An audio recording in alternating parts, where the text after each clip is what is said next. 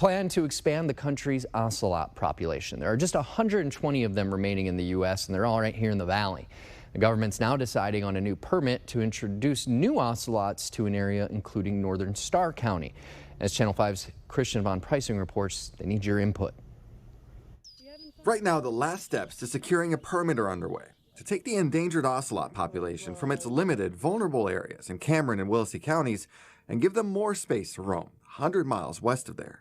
So there's been years of study by East Foundation, Caesar Kleberg Wildlife Research Institute putting together this, background of scientific information. Lindsay Martinez is with the East Foundation, the permit applicant. They're seeking a permit from the U.S. Fish and Wildlife Service for permission to reintroduce the endangered American ocelot population to another ranch they own, straddling Jim Hogg and Starr counties. And by searching for similar sites elsewhere in Texas, we believe we found a good site for the reintroduction of ocelots.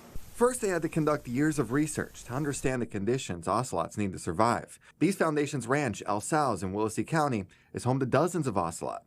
The plan is to breed more of them and introduce them to their San Antonio Viejo ranch, 100 miles to the west. Ocelots don't think about landowner boundaries, so it's expected that they could disperse around to other properties. The permit has to consider what neighboring landowners might think about having ocelots on the San Antonio Viejo ranch, with the possibility they might migrate on their own. This map shows suitable habitat for the ocelots outside of the ranch areas. For that concern, the U.S. Fish and Wildlife Service has created what they call a safe harbor agreement. That's for landowners in Starr, Zapata, Jim Hogg, and parts of Hidalgo and Brooks County, giving them some certainty they won't be affected by federal rules on endangered species. It establishes some conservation measures that the landowner will do to benefit a threatened or endangered species. It's going to create a conservation benefit to that species. And then in exchange from the Fish and Wildlife Service, the landowner knows that there's not going to be any additional conservation actions required of them. There's not going to be any restrictions on land use or resource use. This pending permit is part of a bigger plan to breed new ocelots for reintroduction.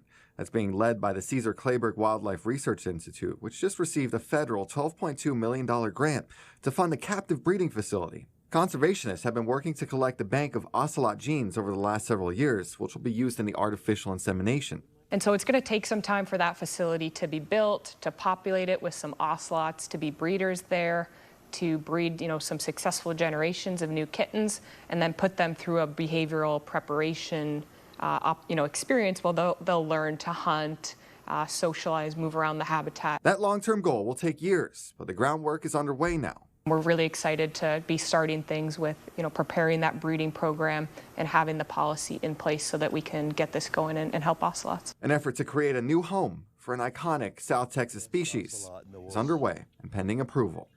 Christian Von Preissing, Channel 5 News.